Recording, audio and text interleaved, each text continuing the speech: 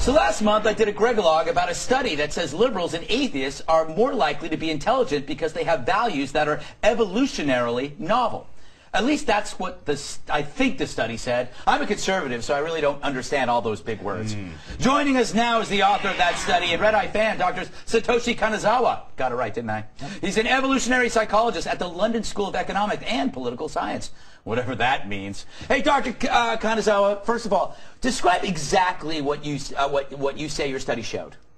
My study shows that liberals are more intelligent than conservatives, just like atheists more intelligent than the religious, because more intelligent people tend to adopt evolutionarily novel values that our ancestors didn't have. My claim is that it is more natural for humans to be conservative, it is more natural for humans to believe in God, and therefore more intelligent people go against their biological design and become liberals or atheists. All right, I'm going to have to ask you to leave. And I'm going to have to ask you to enter my new office, because that's great theory. No, I got to tell you something. Look, now that Bill is opening his disgusting mouth, okay, he's a liberal, and you're saying that, that liberals tend to take more risks. This guy takes risks every day with his body. That can't make him smarter. It just makes him more polluted. First of all, this is the misconception that I want to dispel. I don't want to equate intelligence with being smart. So my study does show liberals more intelligent, but it doesn't mean that liberals are smarter. And I think it's the opposite. I think liberals are stupider than conservatives. But intelligence means ability to think and reason, and liberals do have that. Hey, cake, eat it too. Pick a conclusion.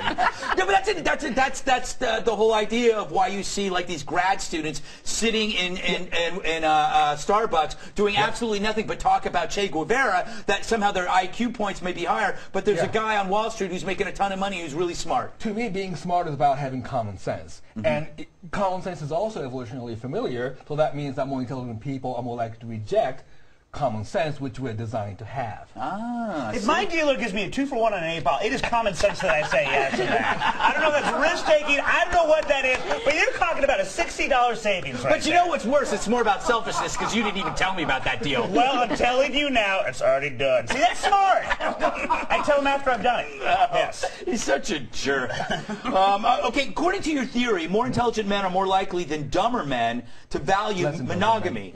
Yeah. Why is that? Once again, humans have been naturally polygynous throughout evolutionary history. So men have always had multiple mates, whereas women have mostly had one mate in evolutionary history, which means that it is natural for men to have multiple mates, whereas it is natural for women to have one mate, which means that more intelligent men are more likely to go against that biological design and focus on one mate. Because women are smarter. So that's why I should date a liberal. that means that, like, on a scale of 1 to Baby Huey, how dumb is Tiger Woods? Like, out of any of the philandering. Once again, my study is only about values. It doesn't say more intelligent men are less likely to cheat. More intelligent men are more likely to value not cheating, but that doesn't mean they don't actually do that. Whether or not men cheat has more to do with what women want, not what men want. Well, then that's where Bill runs into a problem, because women don't want to cheat with him. The desire is there. The desire is there, but they just don't want to. Oh, I got time for one last question. You did an earlier study that showed that more intelligent people are nocturnal. Right. Now, TV's Andy Levy, our halftime guy, he basically sleeps all day and is up all night. Is he the smartest person ever, or just a sad, sickly little man? Probably more intelligent than most people, because once again, it is natural for humans to get up at sunrise and to go to bed at sundown, because humans didn't have artificial means of illumination. So it's unnatural for humans to stay up late at night, and therefore more intelligent people are more likely to do it. Dr. Kanazawa, by saying Andy Levy is smart, you have just rescinded any option to come back on the show. Too bad. Dr. Kanazawa, I'm so happy when I say his name. Satoshi, pleasure having you on the show. Enjoy the city.